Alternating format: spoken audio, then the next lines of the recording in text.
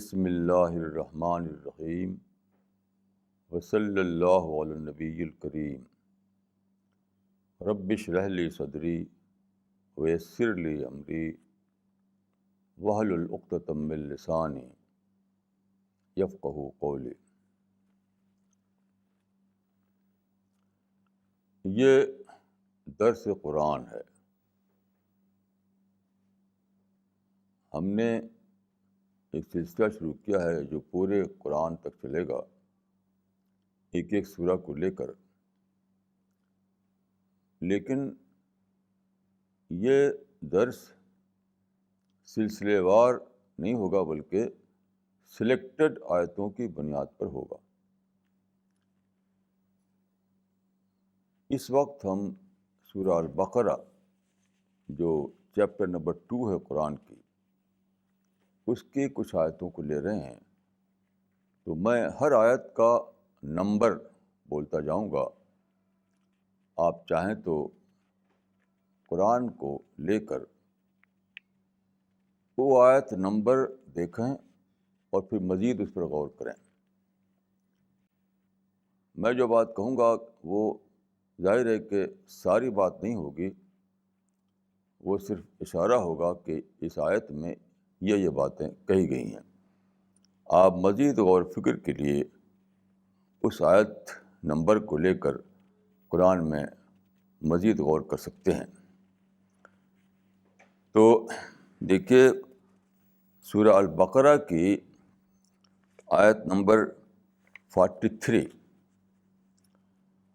آیت نمبر 43 میں یہ بات کہی گئی ہے کہ لَتَكُونُوا شُهَدَاءَ عَلَى النَّاسِ۔ یہ مومنین اور مسلمین کو خطاب کرتے ہوئے کہا گیا کہ لَتَكُونُوا شُهَدَاءَ عَلَى النَّاسِ، یعنی پیغمبر کے ذریعے تم کو، پیغمبر پر خدا نے وحی کے ذریعے اپنا علم بھیجا، اپنا پیغام بھیجا۔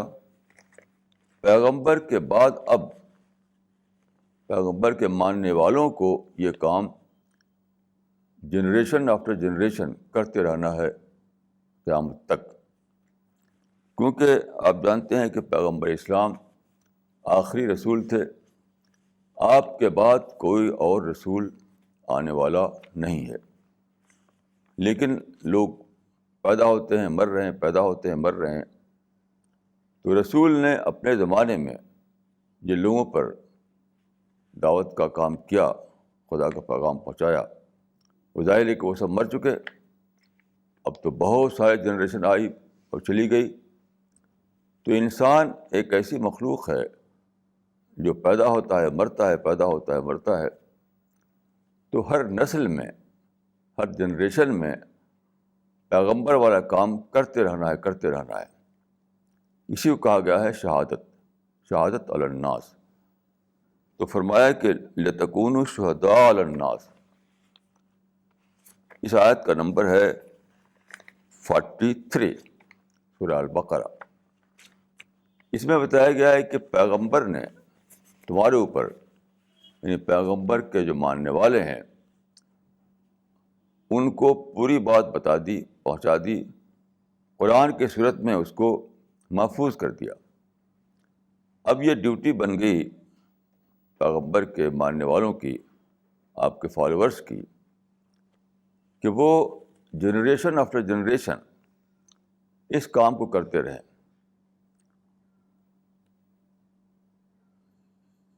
یہ کام شہادت کا جو کام ہے وہ کیا ہے؟ وہی ہے جس کو ہم کہتے ہیں دعویٰ ورک۔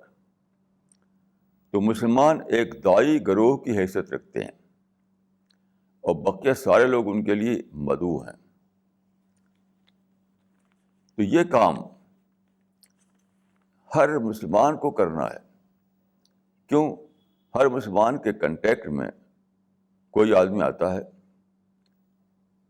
تو اس پر ذمہ داری بن گئی کہ جو اس کے کنٹیکٹ میں آیا اس پر وہ دعوت پہنچائے۔ کوئی بھی سینٹرل ادارہ ساری دنیا کے ہر آدمی تک نہیں پہنچ سکتا، تو مسلمان پھیلتے ہیں. آج دنیا میں ہر جگہ مسلمان ہیں.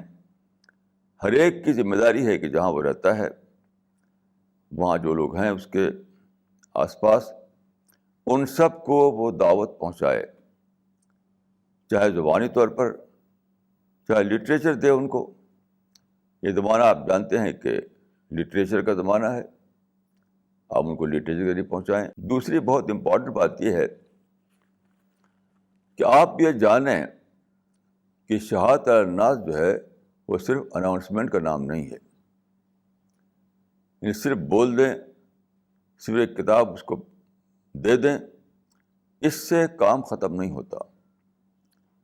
ضروری ہے کہ دائی گروہ جو ہے، یعنی جو مسلمان ہیں، ان کی امیج بھی دائی کی امیج ہو دنیا میں.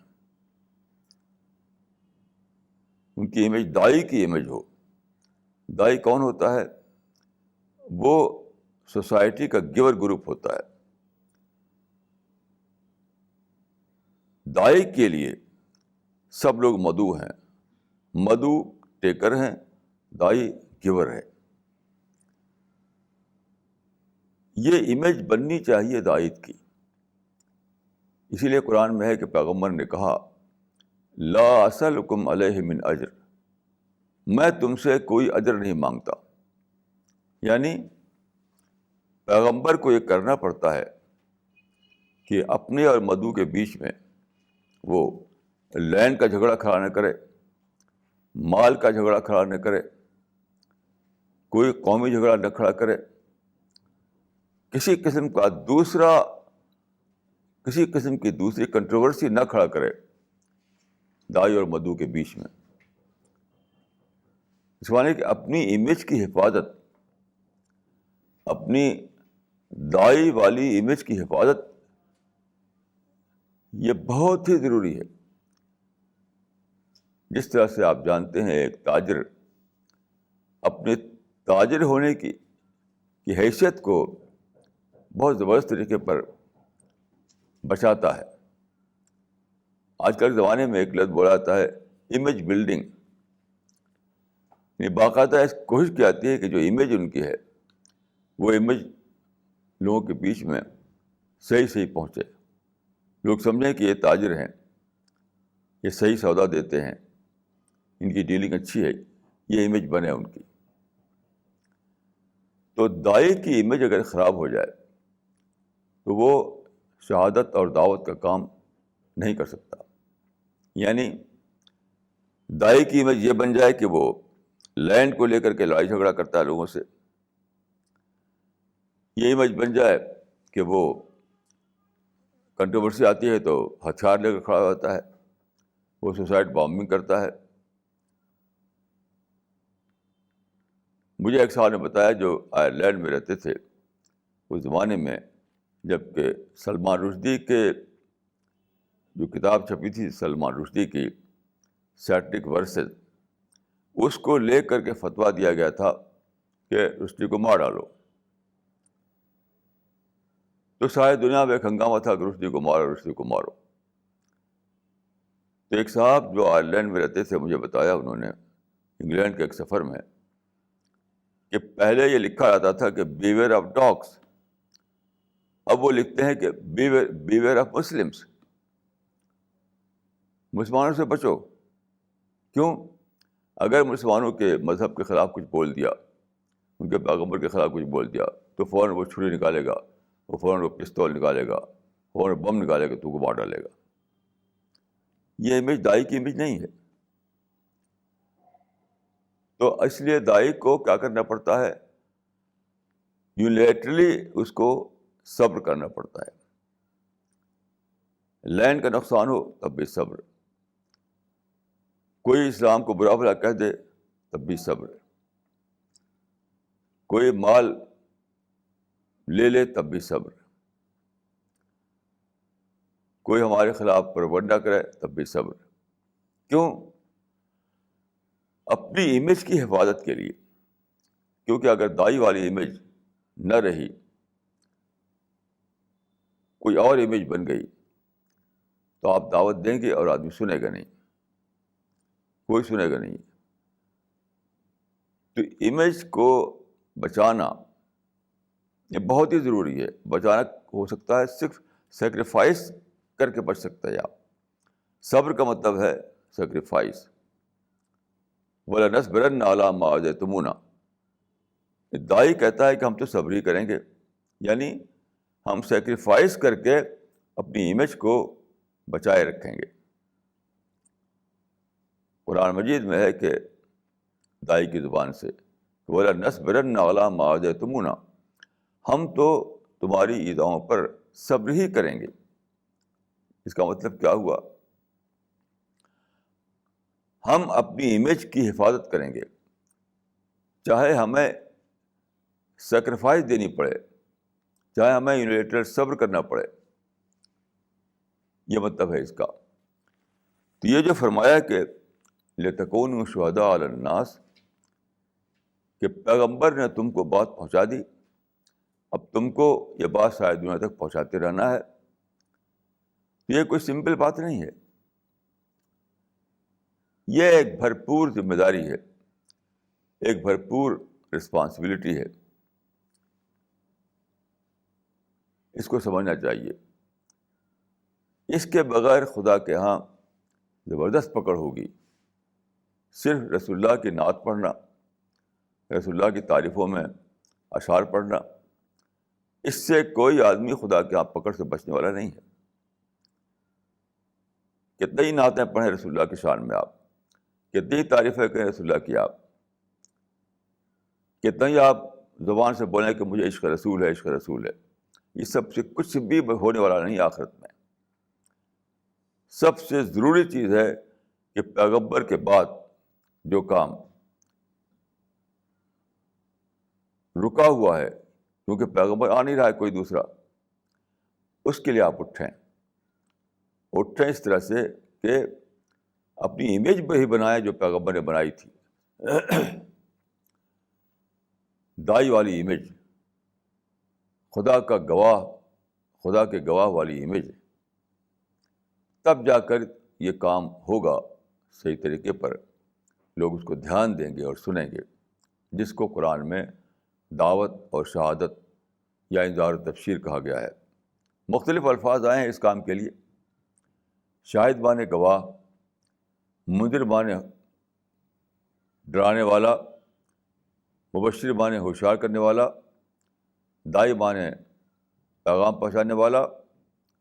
اس طرح کے سارے الفاظ جو قرآن میں آئے ہیں تو سب کا مطلب ایک ہی ہے کہ پیغمبر کے ذریعے جو بات پہنچی ہے اس کو ساری دنیا تک پہنچاتے رہو، اور اس کی ذمہ داری جو بنتی ہے تو سیکریفائس کر کے اس ذمہ داری کو پورا کرو. اس میں سے یہ بات لازمی طور پر شامل ہے کہ ہماری امیج دائی کی امیج ہو، دائی کی امیج، کوئی اور امیج نہ ہو. اس طرح دیکھیے سورہ بقرہ کی آیت نمبر 77 میں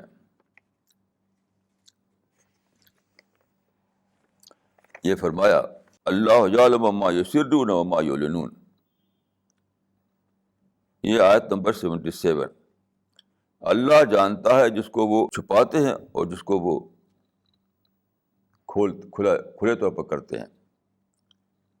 یعنی چھپا کر کرتے ہیں تب بھی خدا جانتا ہے، اور اعلان کے ساتھ کرتے ہیں تب بھی خدا جانتا ہے. یہ ایک بہت ہی بڑی چیز ہے. جب تک ہمیں یہ یقین نہ ہو کہ ہم ایک ایسے خدا کے سامنے اکاؤنٹیبل ہیں جو ہمارے دل کی نیت کو بھی جانتا ہے، چھپ کر ہم کیا کرتے ہیں وہ بھی جانتا ہے، پبلک میں ہم کیا کرتے ہیں وہ بھی جانتا ہے، جب تک یہ یقین نہ ہو آدمی اسلام پر قائم نہیں رہ سکتا. باتیں بنائے گا، اندر اندر کچھ اور کرے گا. لیکن جب آپ کو یہ یقین ہو کہ میں چاہے کچھ بھی بات بناؤں، خدا کو پتا ہے کہ میرے دل میں کیا ہے. آپ کے دل میں جو خیال آیا، آپ کے دل میں خیال آنے سے پہلے وہ خدا تک پہنچ گیا. آپ منہ سے جو بات بولے، تو اگر کسی کو آپ برا بھلا کہہ رہے ہیں، کسی کو گالی دے رہے ہیں، تو دوسرے تک وہ بات پہنچنے سے پہلے پہلے خدا تک پہنچ جاتی ہے. آج کل کیا ہے دیکھیے ہمارے سماج میں کوئی آدمی دوسرے کے بارے میں کوئی پازیٹیو بات نہیں کہتا, نیگیٹو بات کہتا ہے. آپ دیکھ لیجیے, شاید اور نادر کوئی انسان ایسا ہوگا جو کسی کے بارے میں کوئی پازیٹیو بات کہے. ہر آدمی کی زندگی میں بہت اچھی باتیں ہوتی ہیں, اس کا کوئی چرچا نہیں کرتا. لیکن اگر کوئی ایسی بات ہو جائے جس میں کوئی نگیٹو آسپیکٹ ہو, فوراً اس کا چرچا شروع کر دیں گے لوگ. یہ تو حرام ہے اسلام میں. کیوں ایسا کرتے ہیں؟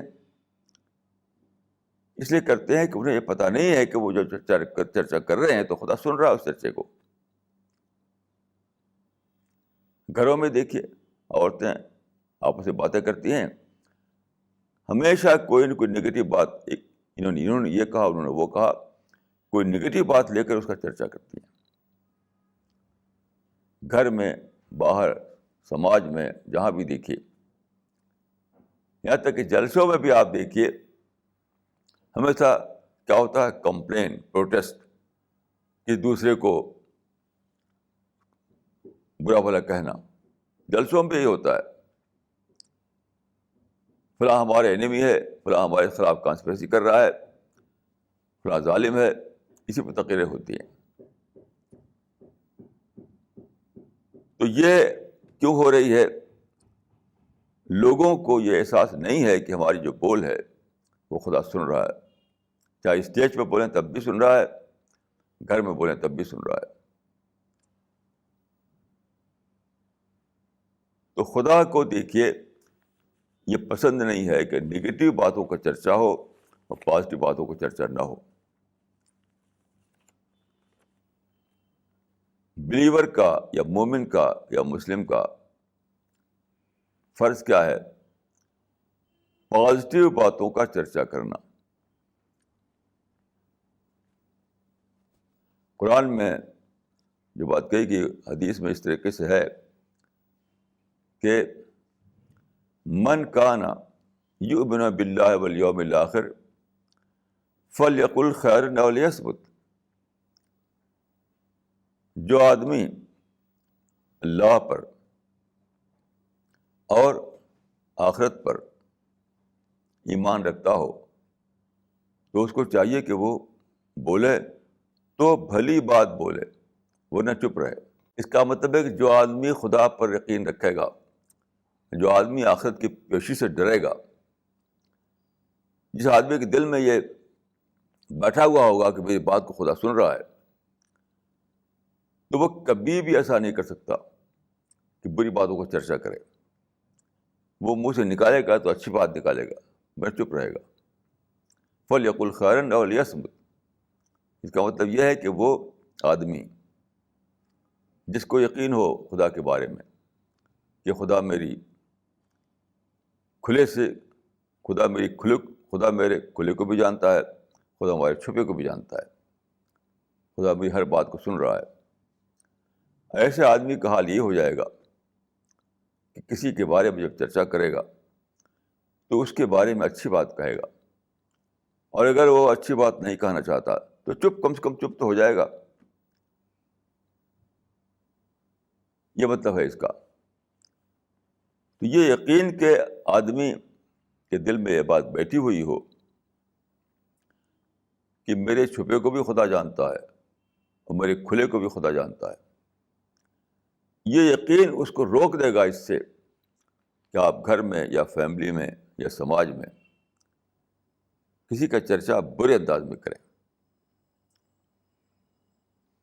تو آپشن کیا ہے؟ آپشن یہ ہے کہ دوسرے کا چرچا یا تو اچھے انداز میں کرو, وہ نہ چپ رہو. یہ تھرڈ آپشن نہیں ہے کہ آپ اس کا چرچا برے ڈھنگ سے کرنے لگے. اسٹیج پر کھڑے ہو کر کے دوسروں کے خلاف پروٹیسٹ کرنا, دوسرے کے خلاف کمپلین کرنا, دوسروں کو کانسپریسی کا ذمہ دار بتانا, دوسروں کو کہنا کہ یہ ہمارا دشمن ہے, یہ ساری باتیں دوسروں کا نگیٹو چرچا کرنے کے برابر ہیں. یہ سب اسلام میں نہیں ہے. تو کب ایسا ہوگا کہ آپ یہ جو اسلام کا جو طریقہ ہے اس کو اپنائیں گے؟ جب کہ آپ کے دل میں یہ بات بیٹھی ہوئی ہو کہ میں خدا کے سامنے اکاؤنٹیبل ہوں. وہ دن آئے گا جب کہ میری پیشی خدا کی عدالت میں ہوگی، اور خدا میری آج جو کچھ میں کر رہا ہوں، آج کی باتوں کو سب کچھ جانتا ہے، سب کچھ جانتا ہے. تبھی آپ ایسا کر سکیں گے کہ دوسروں کے بارے میں کوئی پازیٹیو بات ہوگی تب تو بولیں گے، اور نگیٹو بات اگر آپ پاس کہنے کے لیے ہے تو آپ کم سے کم اتنا تو کہیں چپ ہو جائیں گے، کیونکہ نگیٹو باتوں کا چرچا کرنا، اس پر سخت سزا کا اندیشہ رہے گا آپ کو. تو یہ ہے اس کا مطلب. تو اسی لیے آگے جو ہے آیت نمبر 83، سورہ بقرہ کی آیت نمبر 83 میں فرمایا قولوا للناس حسنا،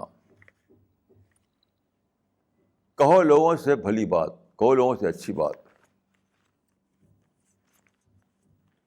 تو یوں دیکھنے میں تو یہ بات حکم کے درجے میں ہے کہ تم کو حکم دیا جا رہا ہے کہ تم لوگوں سے اچھی بات کہو.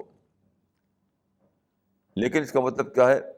اگر تمہارے دل میں خدا کا ڈر ہے، اگر تم کو خدا پر یقین ہے، اگر تم کو اکاؤنٹیبلٹی کا احساس ہے، تو تمہارا طریقہ یہ بن جائے گا کہ لوگوں سے اچھی بات کہو گے، بری بات نہیں کہو گے. کیوں؟ تم کو یہ یقین ہوگا کہ جب میں دوسرے کو برا کہہ رہا ہوں تو خدا کا رجسٹر ہو رہا ہے، وہ خدا کے فرشتے میرے اس بات کا ریکارڈ بنا رہے ہیں. تو مسئلہ آپ کو اسی انسان کا نہیں دکھائی دے گا جس کو آپ برا کہہ رہے ہیں، بلکہ وہ ہر مسئلہ آپ کو خدا کا مسئلہ دکھائی دے گا. ہر مسئلہ آپ کو خدا کا مسئلہ دکھائی دے گا. تو ساری برائی کیوں ہے؟ ہم کسی کو کیوں برا بھلا کہتے ہیں؟ کیوں کسی کی بدنامی والی بات پھیلاتے ہیں؟ کیوں کسی کا نقصان چاہتے ہیں؟ کیوں کسی کی امیج بگاڑتے ہیں؟ صرف اس لیے کہ ہم اس کو ایک انسان کا مسئلہ سمجھتے ہیں، جس کو کہتے ہیں کیریکٹر اسیسینیشن. آج کل کے سماج میں کیریکٹر اسیسینیشن اتنا عام ہے کہ قریب قریب سارے لوگ اس میں پھنسے ہوئے ہیں. کیریکٹر اسیسینیشن یعنی ایسے لوگ کم ہیں جو گردن کاٹیں یا گولی چلائیں، لیکن وہ لوگ تو ان سے تو سماج بھرا ہوا ہے جو کیریکٹر اسیسینیشن کرتے ہیں. تو کیوں کرتے ہیں؟ اسی لیے کہ وہ سمجھتے ہیں کہ یہ جس کو میں برا کہہ رہا ہوں تو میری بات میرے منہ سے نکلی، اس آدمی کے کان تک پہنچی، بات ختم. یعنی میں نے کہا، ایک آدمی نے سنا، اتنا ہی سمجھتے ہیں آپ اس کو. اگر آپ کو یہ یقین ہو کہ میرے منہ سے نکلی ہوئی بات سامنے والے آدمی تک تو دیر میں پہنچے گی، خدا تک پہلے پہنچ چکی ہوگی. مجھ سے نکل کر میرے منہ سے پہلے خدا تک جائے گی، پھر وہ اس آدمی تک پہنچے گی. جیسے آپ ٹیلی فون کرتے ہیں، اپنے موبائل پر جب کسی کا ٹیلی فون نمبر آپ ڈائل کرتے ہیں تو جانتے ہیں آپ کا میسج پہلے کہاں پہنچتا ہے؟ پہلے سیٹلائٹ پہ جاتا ہے، اس انسان تک نہیں پہنچتا. جس انسان کا نمبر آپ ڈائل کیا ہے آپ نے، ڈائریکٹ طور پر نہیں پہنچ جاتا دھڑا دھڑ اس کے پاس، پہلے جائے گا وہ سیٹلائٹ کا، سیٹلائٹ سے پھر اس آدمی تک پہنچے گا. یہ معاملہ یہاں بھی ہے کہ آپ کی بات پہلے خدا سن لیتا ہے، پھر وہ انسان سنتا ہے. تو اگر آپ کے دل میں یہ بات بیٹھی ہوئی ہو، ہر معاملہ آپ کو بہت سیریس دکھائے گا، سیریس. آپ بولنے سے پہلے سوچیں گے کسی کو برا کہنے سے پہلے سمجھیں کہ کہیں میرے اوپر نہ برائی پڑ جائے. کیونکہ حدیث میں آتا ہے کہ اگر تم کسی کو برا بتاؤ اور وہ آدمی ویسا نہ ہو تو تم خود وہی بن جاؤ گے. یعنی اگر ہم کسی کو کہیں منافق ہے، وہ آدمی منافق نہیں ہے، تو میں خود منافق بن جاؤں گا. میں کسی کو کہوں کہ اس نے یہ جھوٹا ہے، یہ ڈس آنیسٹ ہے، یہ کچھ بھی برا ورڈ بولوں اس کے لیے، تو اگر وہ آدمی ویسا نہیں تو میں ویسے ہی بن جاؤں گا. اور اگر وہ ویسا ہو تب بھی میرے لیے وہ گناہ کی بات ہوگی. کیوں؟ دیکھیے اسلام کی کیا ٹیچنگ ہے. اگر یہ آپ یہ سمجھتے ہیں کہ فلاں آدمی جو ہے اس کے اندر یہ خرابی ہے، تو آپ کو کیا کرنا چاہیے؟ ففیما بینک و بینہ، اس سے اپائنٹمنٹ لیجیے، اس کے پاس اکیلے میں بیٹھیے اور اس سے خیر خواہی کے ساتھ، اس کا ویل وشر بن کر کے اس سے آپ سمجھائیے،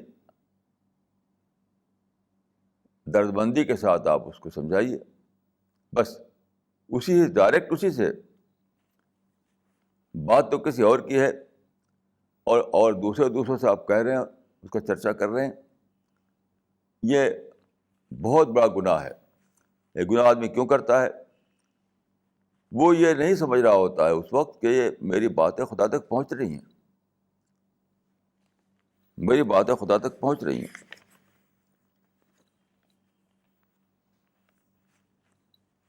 تو یہ یقین سب سے بڑی چیز ہے. یعنی خدا پر ایمان جب یقین بن جائے. خدا پر ایمان ایک ہے وہ لپ سروس، منہ سے آدمی کلمہ پڑھ دیا. لپ سروس کے اندر اتنی طاقت نہیں ہے کہ وہ آپ کے کریکٹر میں سما جائے. نہیں، وہ ایمان جو دل میں داخل ہو جائے، جس کو کہا گیا قرآن میں داخل القلب ایمان، جو دل میں داخل ہو جائے، تب ایسا ہوتا ہے کہ آپ ہر معاملے میں سوچتے ہیں کہ خدا دیکھ رہا ہے، خدا سن رہا ہے، خدا کے فرشتے ریکارڈ تیار کر رہے ہیں. یہ سب چیزیں آپ کو ایک جس کو کہتے ہیں آج کل کی زبان میں یعنی اسپیڈ بریکر، تو آپ کا یہ یقین ایک قسم کا اسپیڈ بریکر بن جاتا ہے جو کنٹرول کرتا ہے آپ کو.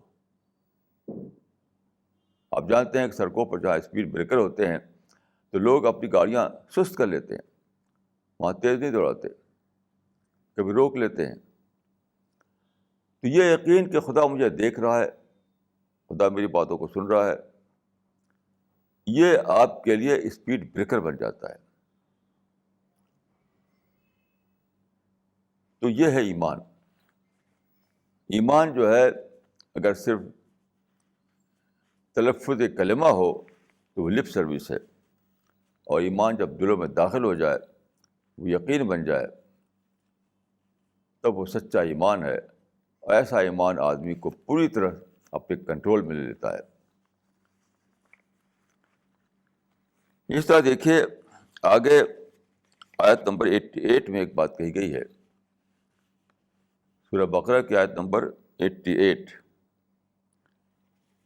وہاں پر رسول اللہ صلی اللہ علیہ وسلم جب مدینے میں تھے تو وہاں پر یہودی لوگ بھی تھے. تو یہودی لوگوں نے آپ کی باتوں کو سنا مگر مانا نہیں. کچھ لوگ تو ضرور ایسے تھے جنہوں نے مانا آپ کی بات کو، آپ کے ساتھی بن گئے، لیکن میجارٹی جو تھی ان کی، اس نے آپ کی بات نہیں مانی.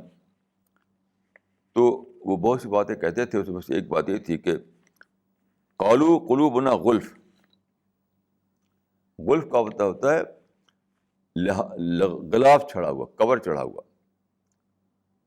قالوا قلوبنا غلف یعنی یہودیوں نے کہا کہ ہمارے دلوں پر تو کور چڑھا ہوا ہے، غلاف چڑھا ہوا ہے،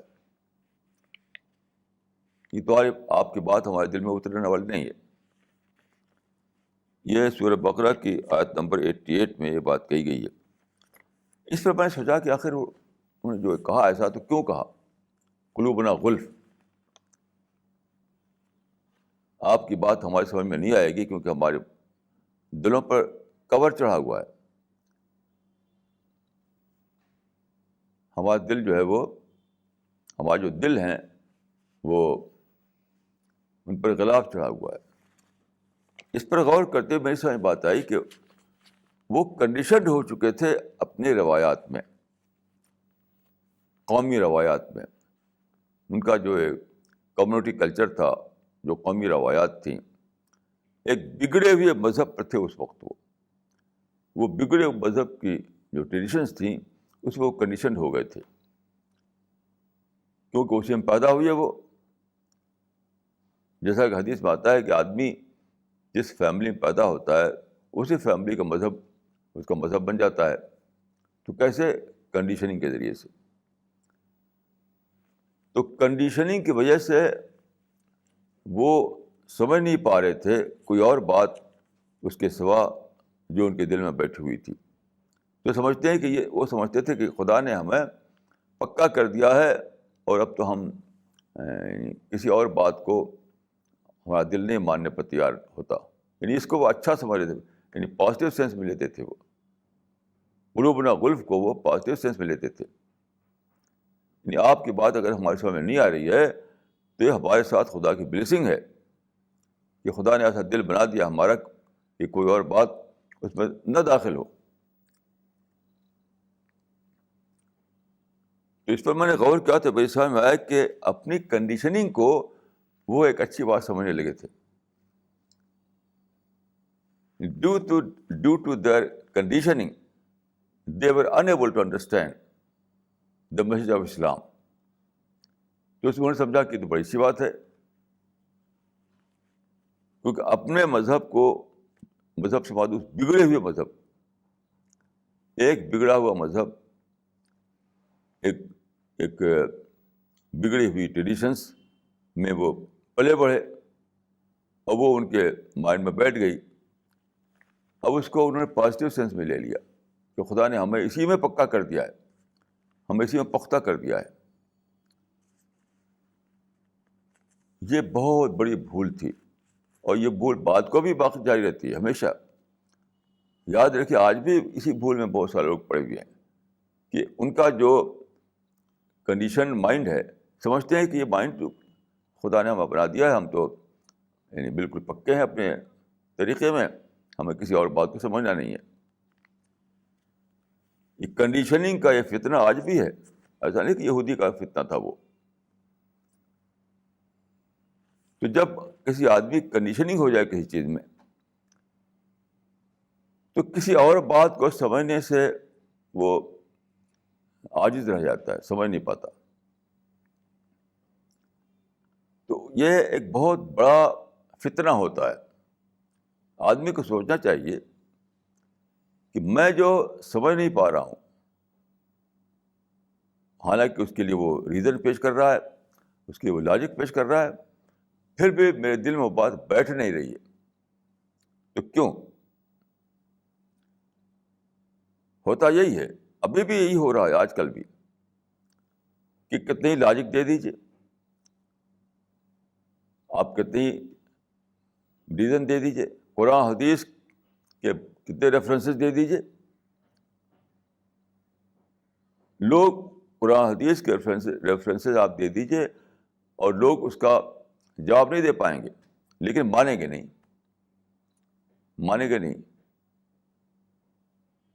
تو کیوں مانیں گے نہیں؟ مانیں گے نہیں ڈیو ٹو دیئر کنڈیشننگ. لیکن اس کنڈیشننگ کو وہ لے لیتے ہیں پازیٹیو سینس میں کہ ہمارے بزرگوں کی باتیں، ہمارے مدرسوں و مسجدوں کی باتیں، ہمارے ماحول کی باتیں انہوں نے ہمیں پکا کر دیا ہے، اب ہمیں کچھ اور سننا نہیں ہے.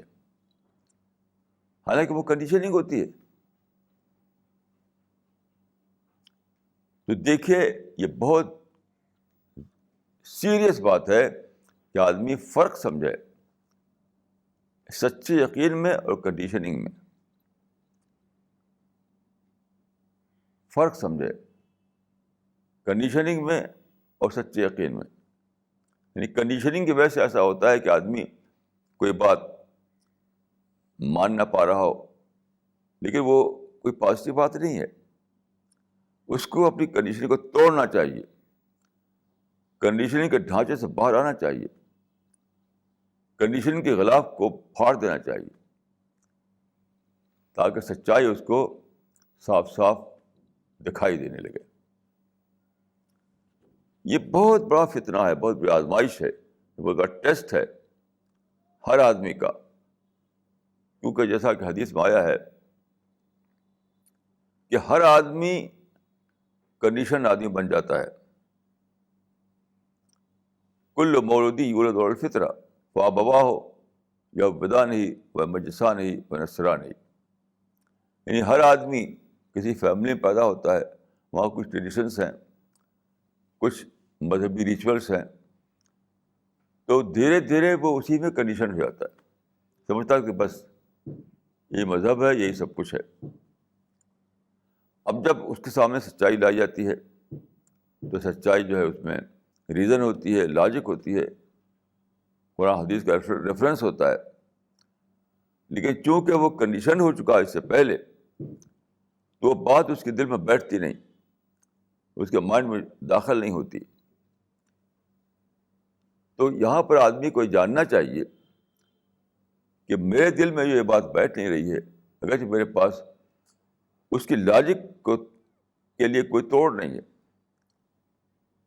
تو یہ ہے ڈیو ٹو کنڈیشننگ. اس لیے مجھے اپنی کنڈیشننگ سے باہر آنا چاہیے. کنڈیشننگ کا جو خول ہے، جو سیل ہے، کنڈیشننگ آدمی کو ایک سیل میں بند کر دیتی ہے. ایسے موقع پر آدمی کو یہ کرنا پڑے گا کہ وہ اپنی کنڈیشننگ کے سیل سے باہر آئے، ورنہ خدا کے یہاں وہ پکڑ سے بچے گا نہیں. وہ یعنی کنڈیشننگ کے سیل میں رہنا اور چیز ہے، اور شرح صدر کے ساتھ قرآن حدیث کی بنیاد پر، خدا کی بھیجی ہوئی سچائی کی بنیاد پر کھڑا ہونا وہ اور بات ہے. تو ہر آدمی کو اس ٹیسٹ پر کھڑا ہونا پڑتا ہے. تو ضروری ہے کہ ہر آدمی اپنے دل کا جائزہ لے، وہ سمجھے کہ ایسا تو نہیں کہ میں کنڈیشننگ کے سیل میں بند ہونے کی وجہ سے بات کو نہیں سمجھ پا رہا ہوں. اگر ایسا ہے تو اس کنڈیشن کو توڑنا چاہیے، کنڈیشن سے باہر آ کر کے بات کو سمجھنا چاہیے. اور جب بھی ایسا ہو کہ آدمی کے سامنے قرآن کی، حدیث کی دلیل لائی جائے اور اس کے پاس اس کا کوئی معقول اس کا جواب نہ ہو، تو سمجھ جائے کہ یہ معاملہ میری کنڈیشننگ کا ہے. یا تو آدمی کے پاس مضبوط جواب ہو، اور اگر مضبوط جواب نہیں ہے تو اس معنی ہے کہ وہ کنڈیشننگ میں مبتلا ہے، اس معنی ہے کہ وہ کنڈیشننگ کے سیل میں پڑا ہوا ہے. ایسے وقت میں اس پر فرض ہو جاتا ہے، فرض کہ وہ اپنے آپ کو کنڈیشننگ کے سیل سے باہر لائے، تاکہ وہ سچائی کو دیکھ سکے.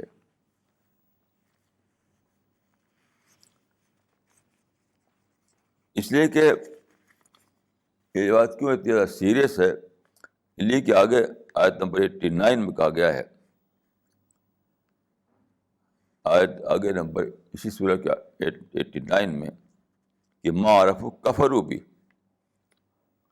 فلعنۃ اللہ علی الکافرین. ما عرفوا کفروا بہ فلعنۃ اللہ علی الکافرین. یعنی ان کو معرفت حاصل ہوئی، انہوں نے جانا، پھر بھی انہوں نے انکار کیا.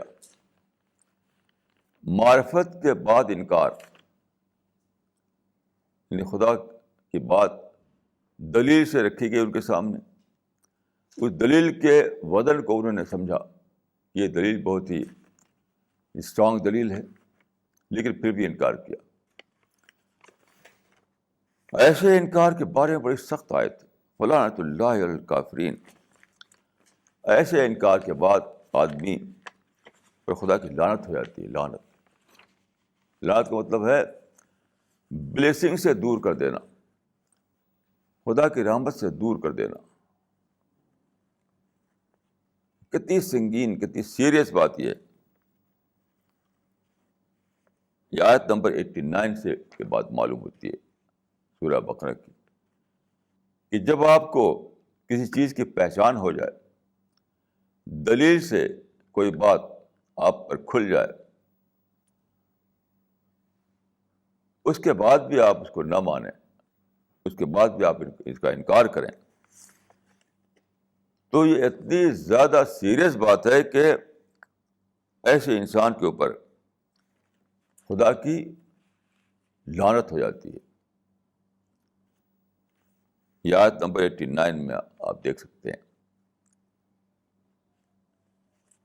تو آدمی کو بہت زیادہ ڈرنا چاہیے ایسی سچویشن سے کہ اس کے سامنے قرآن کے ریفرنسز دیے گئے، حدیث کے ریفرنسز دیے گئے،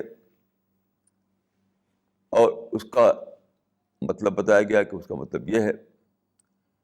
تو آدمی کے پاس اس مطلب کو ریجیکٹ کرنے کے لیے، رد کرنے کے لیے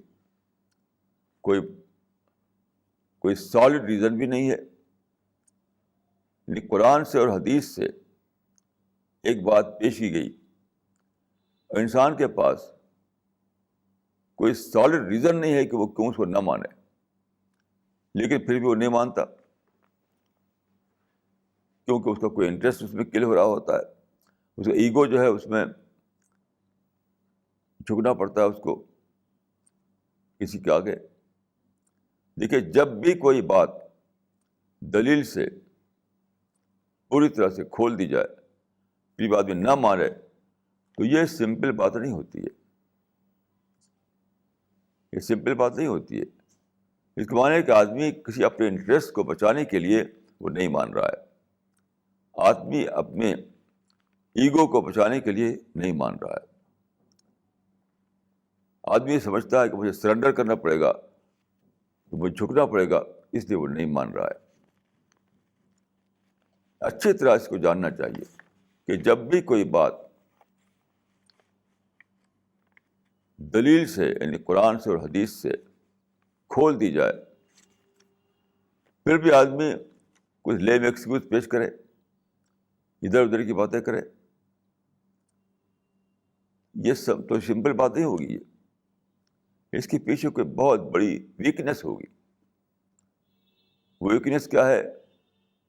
اپنے انٹرسٹ، اپنے بال بچوں کا فیوچر، اپنا ایگو، اپنی پریسٹیج، اپنی پوزیشن، اس طرح کی چیزوں کا خیال آدمی آنے لگتا ہے کہ میں کیسے جھکوں، کیسے اپنے انٹرسٹ کو کل کروں. اس بنا پر وہ انکار کر دیتا ہے. تو معرفت کے بعد انکار اتنی زیادہ بری چیز ہے کہ فرمایا کہ فلعنۃ اللہ علی الکافرین. یعنی جو لوگ اس طرح انکار کریں کہ معرفت ہونے کے بعد پھر بھی وہ منکر بن جائیں، تو پھر وہ خدا کی لعنت کے مستحق بن جاتے ہیں. لعنت کا مطلب ہے خدا کی بلیسنگ سے دور کر دیے جاتے ہیں. خدا کی رحمت پھر ان کے پاس نہیں آتی. اب سوچیں کہ کتنا بڑا رسک ہے، کتنا بڑا رسک ہے. جب آدمی قرآن کی بات کو دلیل سے کاٹ نہ سکے، حدیث کی بات کو وہ دلیل سے رد نہ کر سکے، اور پھر بھی وہ نہ مانے، پھر بھی وہ اس کا انکار کرتا رہے، تو وہ اپنے آپ کو ایک بہت بڑے رسک میں ڈال رہا ہے. وہ رسک کیا؟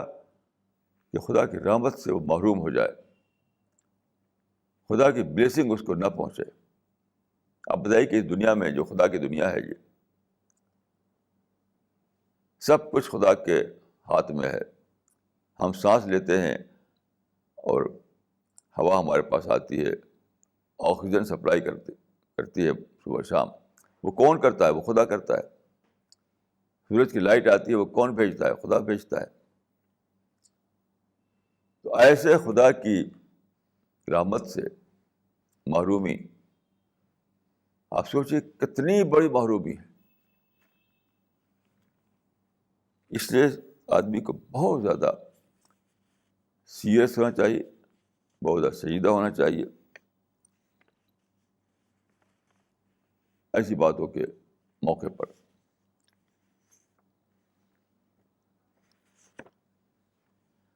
دیکھیے, یہود کے بارے میں ایک بات یہاں بتائی گئی ہے قرآن مجید میں, آیت نمبر 102 102 میں, سورہ بقرہ کی 102 آیت میں یہ کہی گئی ہے یہود کے بارے میں کہ یتعلمون منہم ما یفرقون بہ بین المرء وزوجہ.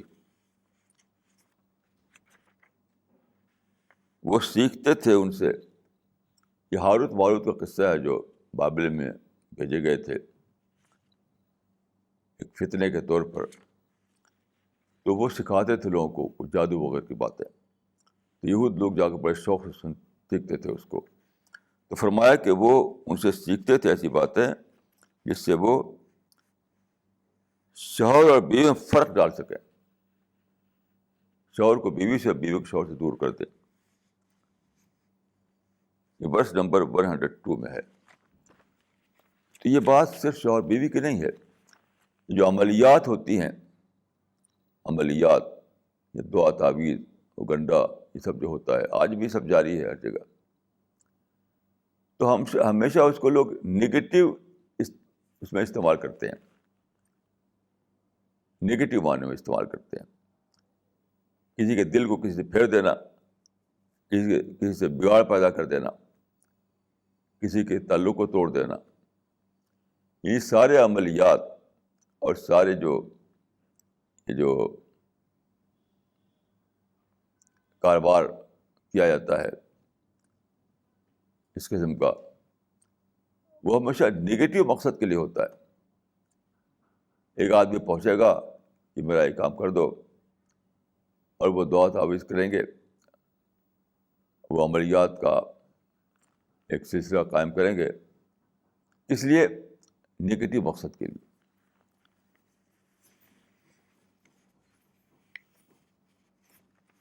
تو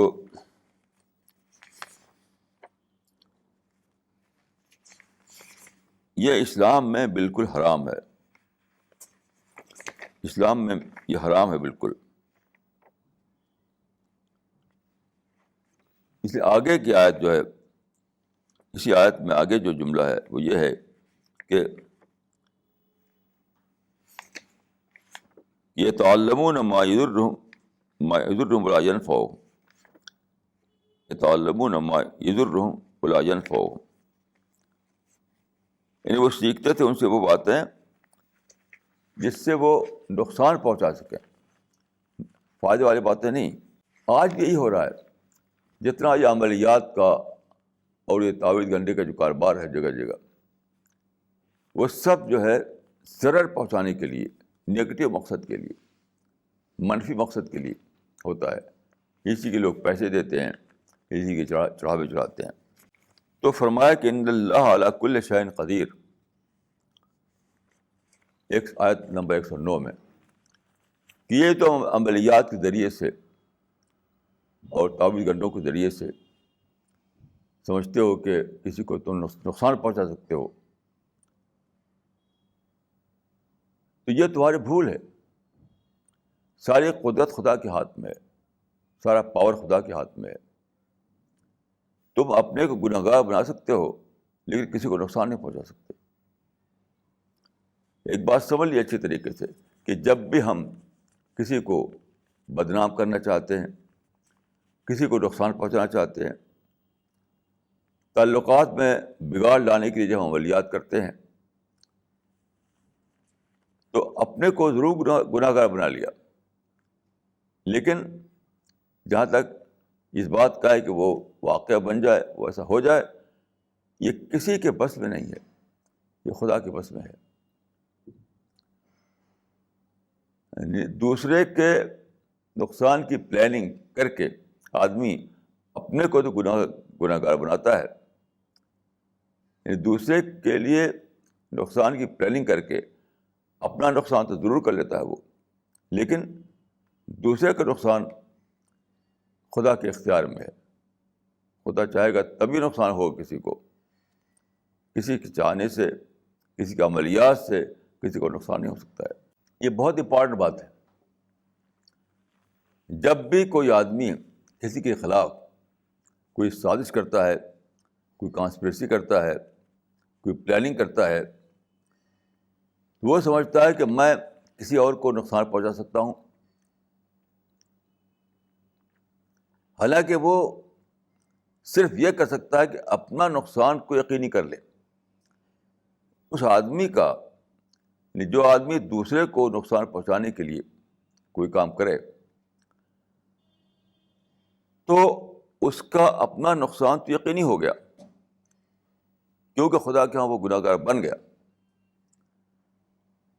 تو اپنا نقصان تو ضرور کر لیا اس نے، لیکن دوسرے کو بھی نقصان پہنچ جائے یہ اس کے بس میں نہیں ہے، یہ خدا کا معاملہ ہے.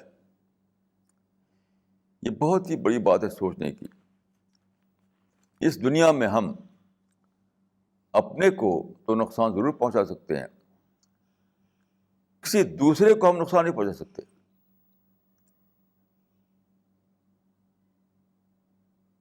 یہ بہت ہی زیادہ سوچنے کی بات ہے. اس دنیا میں آدمی اپنے کو چاہے جو بھی نقصان، اپنے کو سوسائڈ کر لے، وہ تو سوسائڈ کرنے کا بھی اختیار اس کو ہے. دوسرے کے خلاف وہ بری پلاننگ کرے، اس کا بھی اس کو اختیار حاصل ہے. دوسرے کو نقصان پہنچانے کی کوئی ڈیزائن بنائے، اس کا بھی اس کو اختیار ہے. لیکن یاد رکھیے، اس کی جو کوشش ہے وہ دوسرے تک بھی ضرور پہنچ جائے، اس کا اسے کوئی اختیار حاصل نہیں ہے. دوسرے کو نقصان پہنچنا یہ خدا کا ڈومین ہے، اپنے کو نقصان پہنچانا یہ میرا ڈومین ہے. دوسرے کو نقصان پہنچ جائے یہ خدا کا ڈومین ہے. تو جب بھی آدمی کوئی پلاننگ کرتا ہے کسی کے خلاف، کسی کے اگینسٹ میں، تو اس کو جاننا چاہیے کہ وہ اپنے نقصان کو تو ضرور یقینی بنا رہا ہے، لیکن دوسرے کو نقصان پہنچانا اس کے بس سے باہر ہے بات. خدا جو چاہے گا وہی ہوگا، ہماری اپنی پلاننگ سے کبھی نہیں ہو سکتا. دیکھیے، اگر آدمی اس بات کو جان لے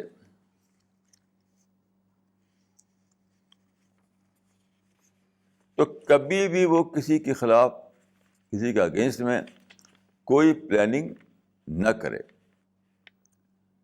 کیونکہ وہ سمجھے گا کہ رزلٹ تو میرے اختیار میں ہے نہیں. اگر آپ کو یقین ہو جائے کہ رزلٹ جو ہے وہ خدا کے اختیار میں ہے، میرے اختیار میں نہیں ہے، تو آپ کیوں کسی کے خلاف، کسی کے اگینسٹ میں پلاننگ کریں گے؟ اسی لیے فرمایا آیت نمبر 109 میں، 109 میں، ان اللہ علی کل شیء قدیر. قدرت تو خدا کے آپ پاس ہے، پاور تو خدا کے پاس ہے، میرے پاس نہیں ہے.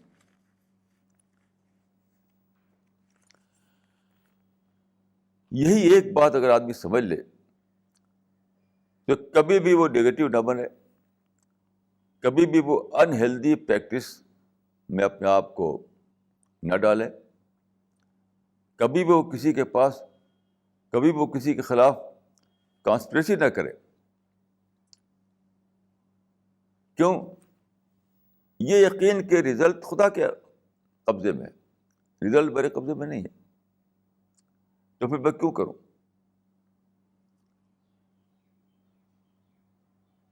یہ یقین کہ اگر میں کسی کے اگینسٹ میں کوئی ڈیزائن بناتا ہوں، کوئی کانسپریسی کرتا ہوں، تو میں نے اپنا تو ضرور برا کر لیا، خدا کے فرشتوں نے میرا نام تو ضرور لکھ لیا بیڈ کریکٹر میں،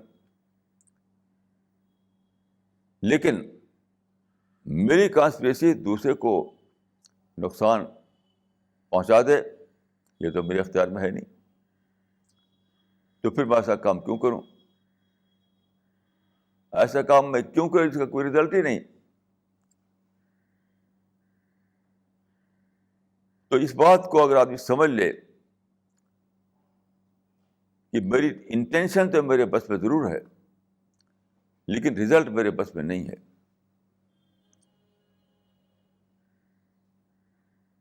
گڈ انٹینشن میرے بس میں ہے، بیڈ انٹینشن میرے بس میں ہے، تو اپنی انٹینشن جو ہے اس کو گڈ بناؤں یا بیڈ بناؤں، یہ میرے بس میں ہے، لیکن میری کسی کوشش کا رزلٹ دوسروں کے لیے کیا نکلے گا وہ میرے بس میں نہیں ہے، رزلٹ تو خدا کے اختیار میں ہے۔ یہی ایک احساس اگر آدمی کے دل میں بیٹھ جائے تو اس کے بعد کیا ہوگا؟ وہ ایک دم بدل جائے گا، اپنے آپ کو کنٹرول میں رکھے گا، اپنے آپ کو ڈسپلن میں رکھے گا، اپنے آپ کو حد سے باہر جانے سے روکے رہے گا وہ۔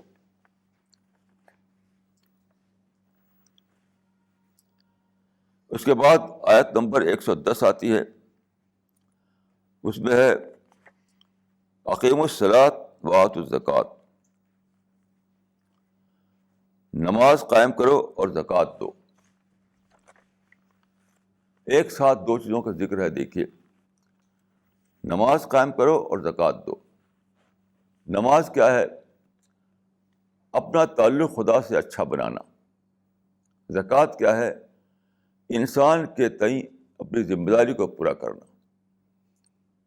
تو نماز کا تعلق حقوق اللہ سے ہے، زکوٰۃ کا تعلق حقوق العباد سے ہے۔ اس لیے دونوں ساتھ ساتھ کہ اگر ایک آدمی نماز کے ذریعے خدا سے اپنا تعلق بنا لے تو حقوق اللہ کے معاملے میں اپنا معاملہ درست کر لیا اس نے، اور دوسری طرف زکوٰۃ اگر وہ صحیح طریقے سے ادا کرتا ہے، یعنی اپنی کمائی میں سے ایک حصہ وہ دوسروں کو پہنچاتا ہے، خدا کے راستے میں دیتا ہے۔ جو میں کمائی کروں گا وہ سب کا سب میرا نہیں ہے، اس میں ایک حصہ خدا کا ہے، ایک حصہ دوسرے انسانوں کا ہے۔